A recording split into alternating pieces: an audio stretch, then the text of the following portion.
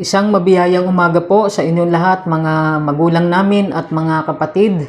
Welcome po kayo dito sa St. Paul United Methodist Church, Tondo, Manila, Daily Devotion. Ang talata o mga talata po na ating pagbubulay-bulayan ay matatagpuan po sa Lucas, Kabanatang 14, talatang 10 hanggang 11. Mabuti pa, kapag naanyayahan ka, doon ka muna maupo sa pinakaabang upuan. Kapag lumapit sa iyo ang nag-anyaya at kanyang sinabi, "Kaibigan, dito ka sa kabisera."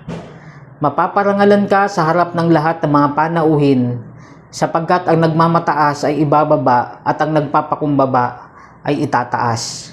Ang mga talatang pong ito na ating binasa ay talinghaga ng Panginoon tungkol sa mga bisita sa isang handaan o may nag-anyaya o may nag-imbita.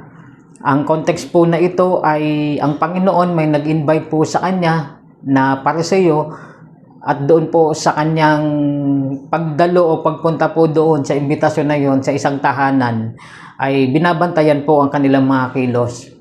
At napansin po ni Jesus yung mga bisitang dumarating, gusto po kasi nila na doon sila sa pinakadelantera, pinakaharap, pinakapangunahing mga upuan ng mga bisita. At gusto nila sila yung nakikilala, sila napapansin, sila ang tanyag.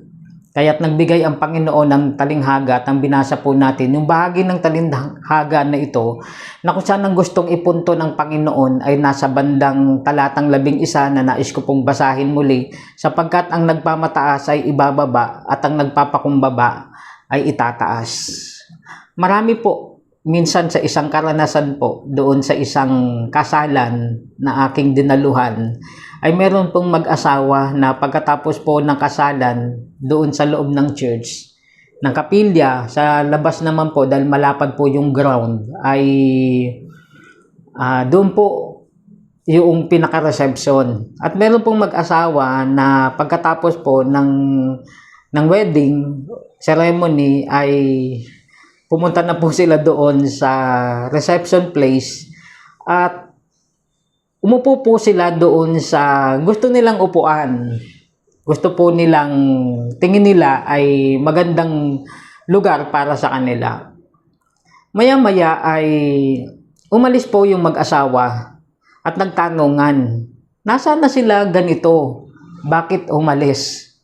Nalaman ko po na kaya po sila umalis ay pinalipat po sila ng upuan. Pinalipat sila ng lugar kung saan po sila dapat umupo. In short, nagtampo yung mag-asawa.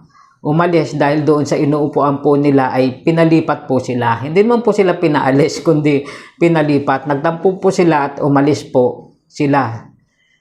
Initially, ang intention po talaga nila doon sa uupuan nila, meron po palang nakalaan doon na uupo, kaya't pinapalipat lang po sila ng upuan. Sa buhay po ng tao ay merong nagmamataas sa pamamagitan ng kanyang kilos, sa pamamagitan ng kanyang ginagawa. Katulad ng halimbawa ng Panginoon through this parable, sabi nga niya, umupo ka muna doon sa pinakaabang upuan. Dahil kapag napansin ka ng may-ari at aanyayahan ka niya sa upuan para sa mga pandangal na bisita, sabi ng Panginoon, naparangalan ka pa. Kaibigan, dini ka sa kabisera. Naparangalan ka pa. Simple lang pong custom ito ng paghanap lang ng mauupuan sa isang okasyon na kung saan ay nakikita rin po kung ano yung laman ng puso ng tao.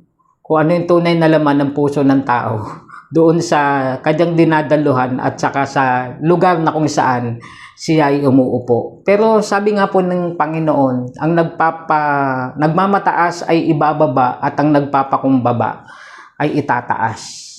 Alam ng Diyos ang puso ng tao kung sino ang nagmamataas at kung sino yung nagpapakumbaba. Kaya't inilalagay niya at ang Diyos pa rin, kamay pa rin ng Diyos ang naglalagay sa tao kung saan siya nararapat sa pamamagitan ng kanyang pagiging mapagpakumbaba. At siyempre, ang Diyos lang din ang nakakakita ng tunay na laman ng puso ng tao kung sino ang nagmamataas. At ang Diyos din ang may karapatan na humatol para sa ibagsak o ibaba. Sa paalalang ito ng ating Panginoon, we stay humble before the Lord. At palagi tayong nasa likuran, nasa huli. At hayaan natin na sa mga okasyon na nangyayari o nandoon po tayo, hayaan natin na ang kapwa o ang pangyayari ang siyang maglagay po sa atin sa lugar na dapat po tayong kalagyan, sa lugar na dapat po nating kalagyan. At ang Diyos po ang nagpapahintulot po nito. Sa pangalan ng Ama, ng Anak at ng Banal na Espiritu. Amen. Tayo po ay manalangin. Salamat Panginoon sa halimbawa sa amin ng inyong pagpapakumbaba. Naging tao ka na katulad namin, Panginoong Hesus. Naging alipin, naging lingkod, dumating upang maglingkod sa kapwa.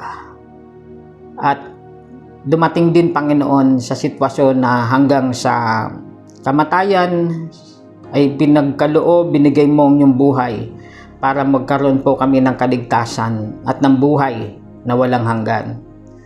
Katulad mo, Panginoon, ikaw ang aming halimbawa ng humility o pagpapakumbaba habang nabubuhay kami sa mundong ito. Wala po kaming maipagmamalaki sa inyo, Panginoon. Dumating kaming walang dalang anuman, aalis kami na wala din po kaming dalang anuman. Kung anuman mayroon po kami ngayon, biyaya mo ang lahat ng ito na pinahintulot mo na ipagkaloob po sa amin. Aming Diyos, dalangin po namin na panibagong araw, sila na naaabot ng tinig at ng mensahe na ito, katagpuin niyo po ang kanilang pangangailangan. Sila na nangangailangan ng pisikal na kagalingan. Aming inihiling sa pangalan ng anak na si Jesus na inyong ipuin ang kanilang lupang katawan. Katagpuin mo rin ang kapayapaan, ng pag-asa, ng kagalakan na nagmumula sa inyo kanilang mga puso. Pinagpapala ka namin sa umagang ito, O Diyos, samahan po ninyo kami muli sa panibagong araw. Ang iyong gabay at ang iyong banal na Espiritu minsan pang sumaamin. Dalangin po namin ang lahat ng ito, Ama, sa tanging pangalan ng inyong anak na si Jesus, na aming Panginoon at tagapagligtas. Amen.